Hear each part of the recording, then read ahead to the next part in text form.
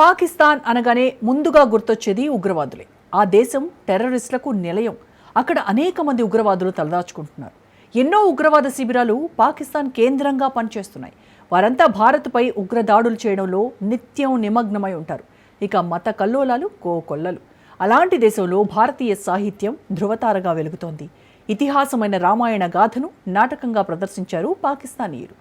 ఆ స్టేజ్ షోకు అద్భుతమైన ఆదరణ వచ్చింది. 3 రోజుల పాటు జరిగిన ఈ కార్యక్రమానికి జనాలు కూడా బాగానే వచ్చారండోయ్. ఇంతకీ అసలు ఎలా ఇది సాధ్యమైంది? నాటకం వేసిందెవరు? Watch this.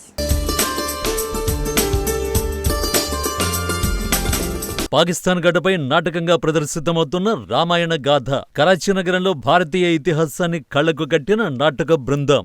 నాటకంలోని కళాకారులందరూ పాకిస్తానీయులే. రామాయణం నాటకానికి పాకిస్తాన్లో స్థానికుల నుంచి ప్రశంసలు. రామాయణం ఒక పవిత్రమైన హిందూ గ్రంథం. వాల్మీకి రామాయణం భారతీయ సాహిత్యంలో ఓ ముఖ్యమైన ఇతిహాసం. మనిషి ఎలా జీవించాలో రామాయణం ద్వారా తెలుస్తుంది. రామాయణం జీవిత విలువల్ని బోధించడమే కాదు, వాటిని కాపాడేందుకు మార్గాలు చూపిస్తుంది. మన భారతదేశంలోని అన్ని భాషల్లోనూ అన్ని ప్రాంతాల్లోనూ మన రామాయణ కావ్యం ఎంతో ఆదరణీయం, పూజనీయం.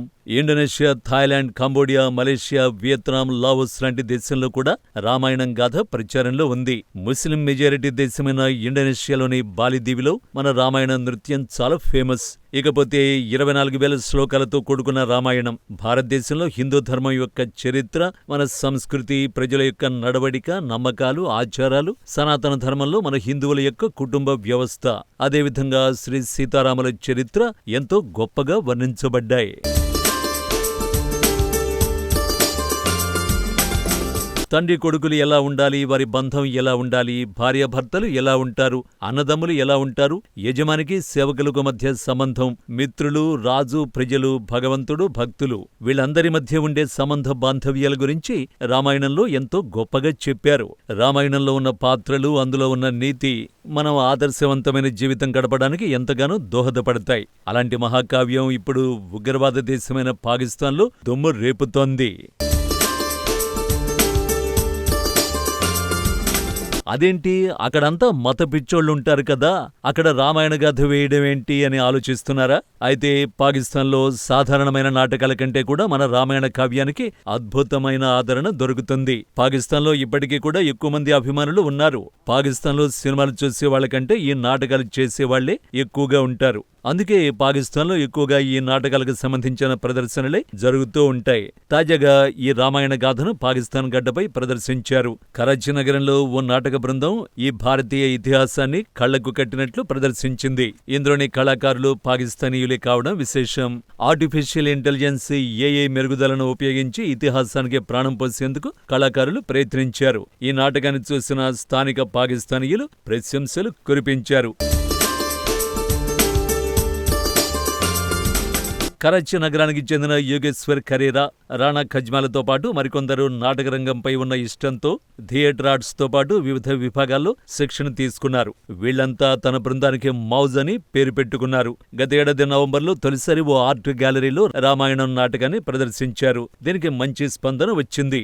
ఈ క్రమంలోనే తాజాగా మరిన్ని హంగులు జోడించి ఏఐ టెక్నాలజీని కూడా కాస్త ఉపయోగించి తాజాగా ఈ నాటకాన్ని కరాచీలోని ఆర్ట్స్ కౌన్సిల్లో మరోసారి ప్రదర్శించారు. ఒక రోజు కోసం మొదలుపెట్టిన రామాయణ నాటకం ఇప్పటికీ 4 రోజులైనా కొనసాగుతూనే ఉంది. దీనికి కూడా విశేష స్పందన వచ్చింది. మన రామాయణ మహాకావ్యం చూడ్డానికి ఈ ఉగ్రవాద దేశమైన పాకిస్తాన్లో ఉన్న ప్రజలు పోటీ పడటంతో ఆర్ట్ గ్యాలరీ కూడా కిటకిటలాడుతోంది.